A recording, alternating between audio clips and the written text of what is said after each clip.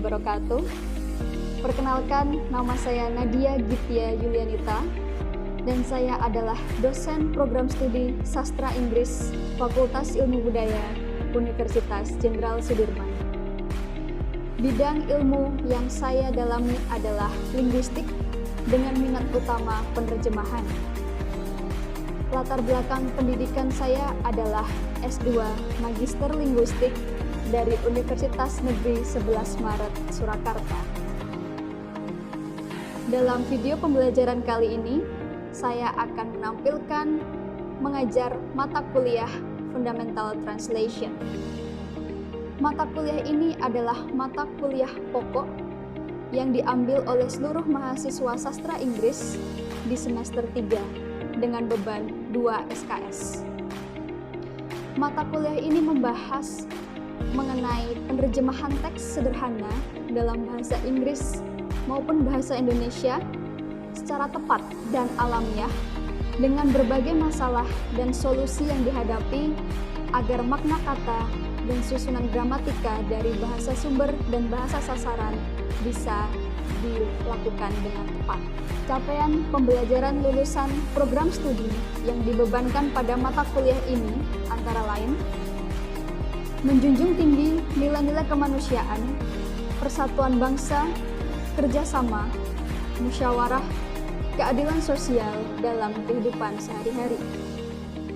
Selain itu, mahasiswa juga mampu menjalankan tugas berdasarkan etika dan norma yang berlaku di masyarakat. Mahasiswa juga dapat bertoleransi dengan menghargai keanekaragaman budaya, pandangan, agama, kepercayaan, dan juga pendapat. Selain itu, dari sisi pengetahuan, mahasiswa mampu menguasai teori dasar kebahasaan dan kesusastraan, dan juga menguasai pengetahuan tentang budaya lokal, regional, internasional, serta pemahaman lintas budaya. Untuk keterampilan khusus yang dibebankan dalam mata kuliah ini meliputi menerapkan pemikiran logis, kritis, sistematis, dan inovatif dalam pengembangan atau implementasi iptek yang memperhatikan dan menerapkan nilai-nilai kearifan lokal. Yang kedua, mampu menunjukkan kinerja mandiri, bermutu, dan terukur. Yang ketiga, mampu mengaplikasikan pengetahuan teoritis dan praktis dalam profesinya sesuai nilai-nilai etika, moral, dan norma yang ada di masyarakat. Yang terakhir, mampu mengoperasikan teknologi informasi secara sederhana dalam pengembangan ilmu dan dunia kerja. Sedangkan capaian pembelajaran mata kuliah Fundamental Translation adalah mampu menerjemahkan kata atau istilah-istilah tertentu dari bahasa Inggris ke bahasa Indonesia maupun sebaliknya secara tepat dan alamiah. Yang kedua, mampu menerjemahkan frasa, klausa, kalimat dari bahasa Inggris ke bahasa Indonesia atau sebaliknya secara tepat dan alamiah. Dan yang ketiga adalah mampu menerjemahkan teks sederhana dari bahasa Inggris ke bahasa Indonesia ataupun sebaliknya secara tepat dan alamiah. Mata kuliah Fundamental Translation terdiri dari 14 pertemuan dengan bobot penilaian. Yang pertama adalah case-based learning yang berbobot 50%. Kemudian ada ujian tengah semester dengan bobot nilai 20%. Dan ada juga ujian akhir semester dengan bobot nilai 20%. Dan juga tugas terstruktur dengan bobot 10%. Untuk praktik mengajar dalam video ini, saya akan menampilkan contoh pembelajaran di kelas Fundamental Translation dengan menggunakan case-based learning.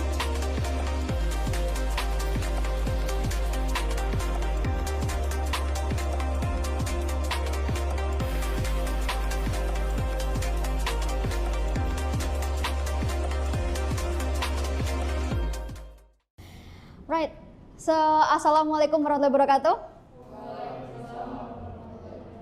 Good afternoon, everyone. How are you today? Fine. I'm great. Thank you for asking. Okay. So, how's your fasting today? Is it good, or you're already tired or sleepy or hungry already? Yes. A little bit, yeah. Okay, yes. But don't worry, after this you will get to the fast breaking, so that's fine. But here, before that, I really appreciate that you can be here, that you can join us to this class, Fundamental Translation. And this is our last meeting before the midterm test. Okay, so I think that everyone is excited, right? Bentar lagi mau UTS gitu kan, this is the 7th meeting, so bentar lagi UTS, bentar lagi selesai gitu ya, bentar lagi libur, yay. Yay.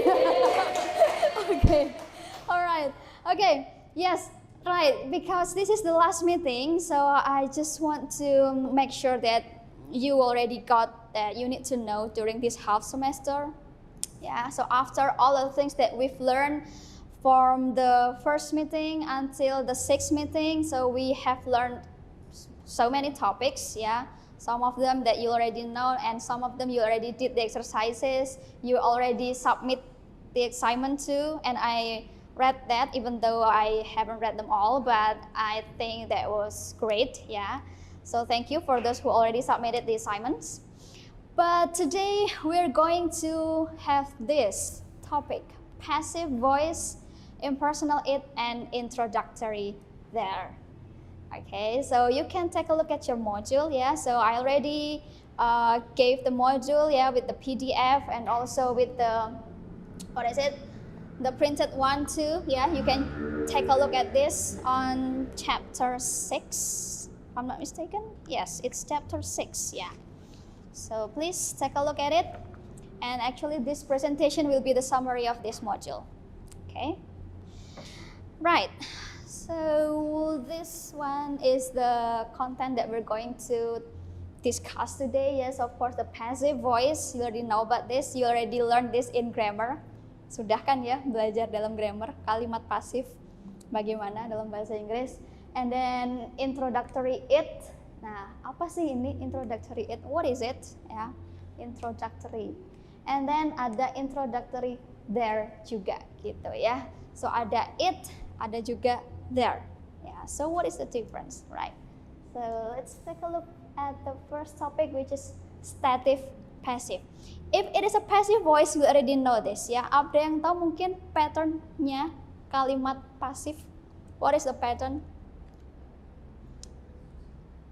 Kalimat pasif biasanya to be diikuti dengan verb 3. Yes, to be and also verb 3 gitu ya, kalimat pasif. Tapi kalau untuk stative passive, nah ini ada statifnya di sini. So it is all slightly different ya.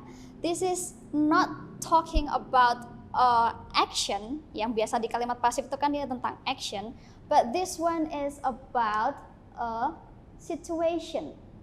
Ya, jadi suatu keadaan. Ya, bukan suatu kegiatan yang dilakukan orang kayak gitu kan, tapi suatu keadaan. Ya, this one is stative passive gitu. Contohnya di ini, the door is locked, ya. The door is locked, ya, suatu keadaan sebuah pintu yang terkunci atau dikunci gitu ya. So it's a situation. So it's not an action.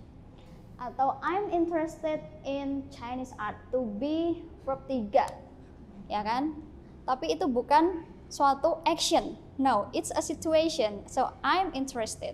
Yes. Ya, I'm interested. Atau her dress was made, ya, was made of cotton. Itu menerangkan bahwa bukan ketika dressnya itu dibuat gitu, enggak.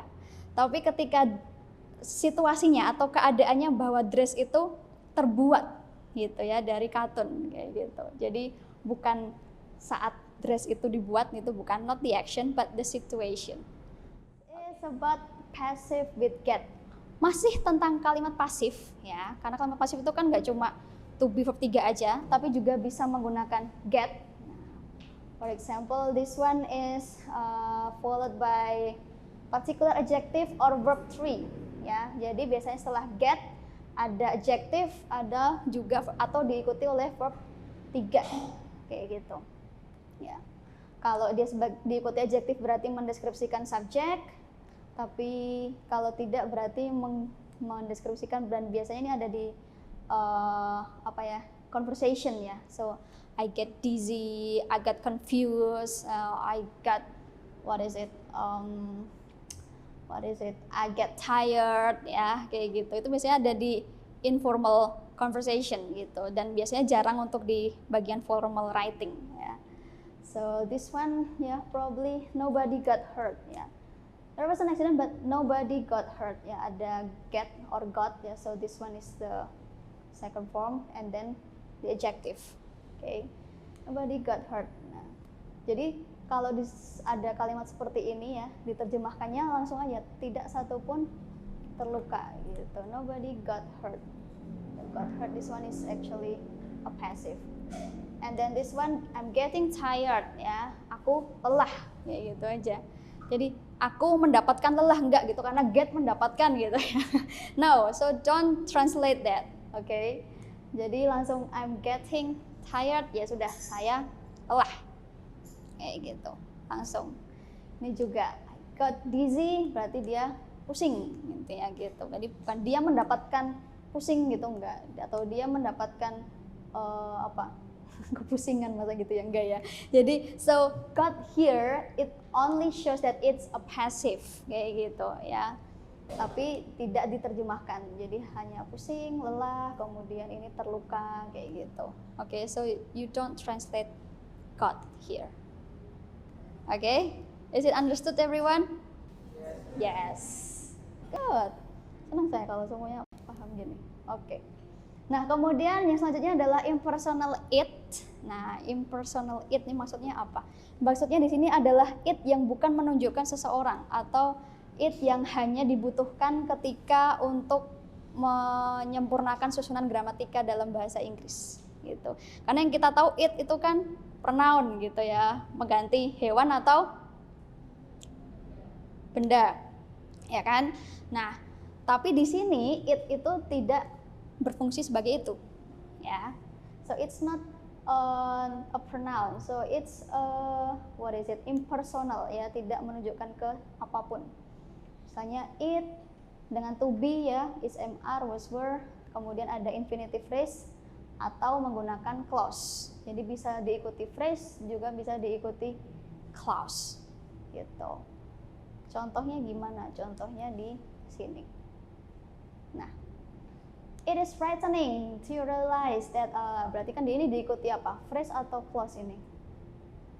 That a small black spider can easily kill human. Clause ya kan, ada subjek small black spider, kemudian di sini ada predikatnya. Yes, kayak gitu. Ya, kemudian ada it is to him that I owe very much for my improvement. Nah, I find it more difficult. Sometimes ini juga ada di tengah-tengah ya. Jadi tidak harus selalu ada di depan. Sometimes it is also in the middle of the sentence. And this one is semantically meaningless. Nah, you have to remember this. Semantically meaningless. So don't translate it, karena sering sekali ya. So it is very common if the students, misalnya ini, it is frightening, bla bla bla, ini mengerikan. It-nya itu diterjemahkan jadi ini, gitu. Ini mengerikan bahwa, padahal kan harusnya kayak gini, sungguh mengerikan bahwa bla bla bla bla bla, gitu. Okay. So any questions so far? Sampai sini dulu. So it is similar to impersonal it, ya, hampir sama. Ya, jadi there di sini ini juga semantically meaningless and it doesn't refer to anything. Oke. Kemudian ini hanya untuk ya melengkapi struktur gramatika dalam bahasa Inggris. Kayak gitu. Misalnya, there has been only one cone-like monument in Indonesia. There are approximately 300 indigenous dances in this country. Indigenous apa itu? Biasanya pada bingungnya di situ. Indigenous. Yes. Okay, Puji. Yeah. The translation would be diperkirakan ada 3.000 tarian daerah di 300. Oh ya. Oke. Diperkirakan ada 300 tari daerah di negara ini. Oke. Diperkirakan ada 300 ya, indigenous itu asli, tarian asli atau mungkin tarian daerah, good, yang ada di negara ini. Oke. So, you don't need to translate there here ya. Jadi langsung diperkirakan gitu, approximately gitu. Perkirakan ada 300 tarian daerah di negara ini kayak gitu ya. So alright, so you already did great job ya. Jadi tidak perlu menerjemahkan there, right? So please remember this ya. I think already gave this in the second meeting if I'm not mistaken, the difference and similarities between bahasa Indonesia and English. So I don't think we need to discuss it further. So, questions, comments, anything that you want to ask related to this topic. Puji. Actually, I kind of a bit confused about the use of the passive voice. What is the difference between like when we use like this dress is made and also this dress is was made? What's the difference between those two? Are those have like a different meaning in Indonesia in terms of terjemahan? Okay, so let's go back to the first, passive. Yes. So what was your question? The dress was made and the dress is made. Okay. Is there any difference? Yeah. In bahasa Indonesia? Yeah. Yeah. Yes. Okay, that's actually a good question. So I will give it to the floor first. Probably just try maybe. Beda, yes. Is made, was made. Of course, secara grammatical berbeda. Kemudian meaningnya beda nggak kira-kira? Yes, Lendra. Ya. I'm sorry if I'm answering incorrectly, but from my understanding, if we translate it into Indonesian, the answer isn't really that different because in Indonesian there are no different in tenses.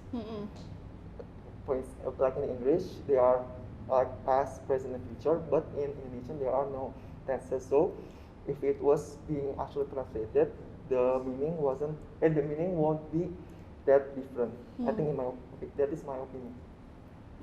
Okay, so actually the meaning is not really different because it's only just like the different grammatical. Okay, good try, Lendra. Okay, yes, right. So from these two answers, actually there is a difference ya. Yang satu bilangnya, yang ini maknanya beda. Yang tadi yang Lendra, ini cuma beda grammar aja, di bahasa Indonesianya enggak gitu. Okay, so it's actually translation is not like mathematics ya. Jadi ini bukan ilmu pasti ya. Everything depends on the context. So if not, then you can take a look at your module page 27 and make a group ya. So this one is group 1, group 2, group 3, and group 4. So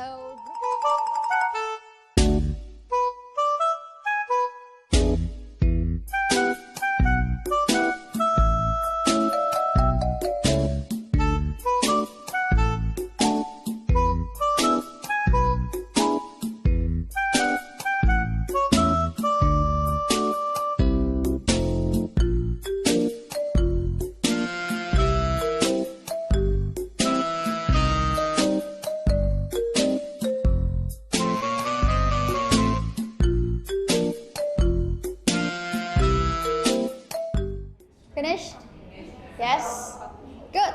Alright, so let's discuss the answers. Yeah, so you already got a case, because you got a case, you solve the case, you solve the problems, and you think you will come up with a solution, right? So a solution, how to translate these sentences. Yeah. So please, I need a representative from group 1 and Group 2 to share the result of your discussion.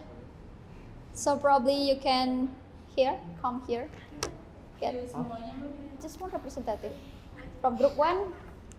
Yes, and then share the result of your discussion. Maybe Group 1 first, and then later Group 2 can give comments. So from our group, it is we think for the first exercise, for the first soal, so the exercise is he is believed to have lied in court. So our group have translated into ia dipercaya telah berbohong di pengadilan. For the second questions, the money was generously donated to the homeless shelter. Our group translated it into uangnya telah didonasikan ke panti tunawisma. And for the last question, other reservation will be made by the wedding planner. Our group translate it into semua reservasi dibuat oleh perencana pernikahan. Okay. What about Group 2?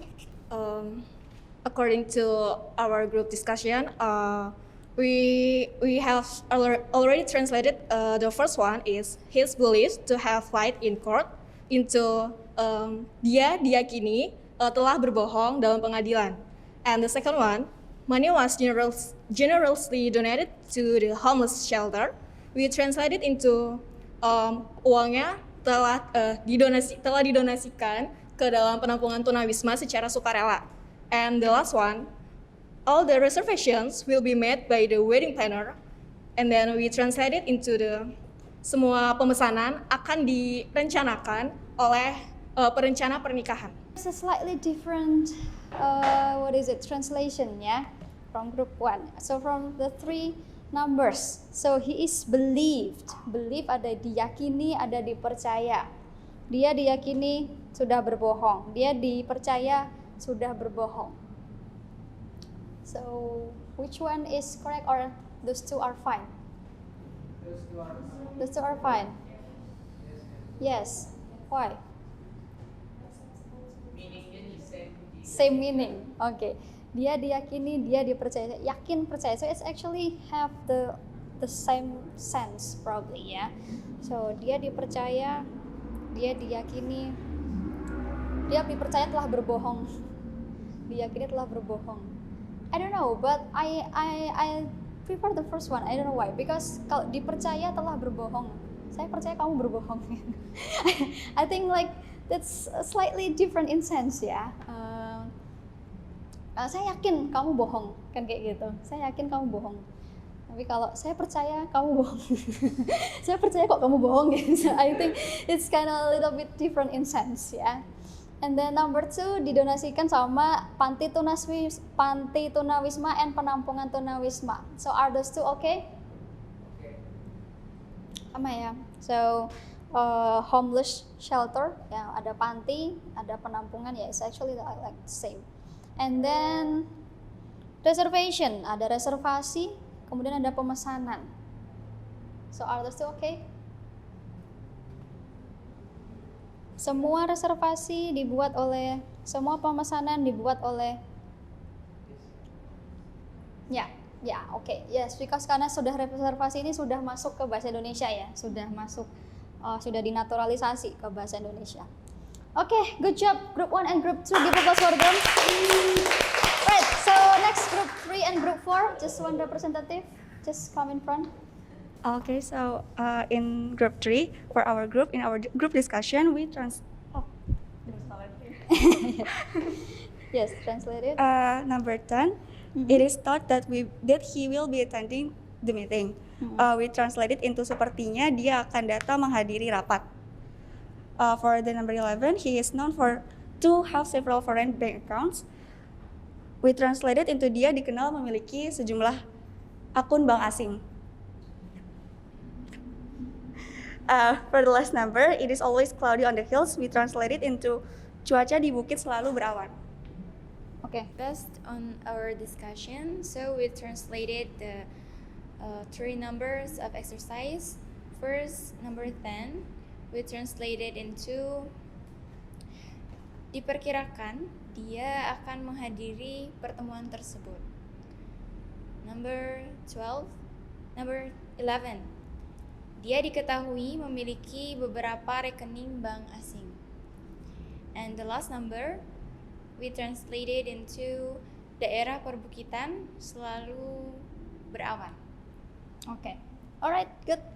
Thank you, Group 3 and Group 4. You may go back to your seats. It is thought that he will be attending the meeting. Ya, it is thought. Sepertinya, diperkirakan.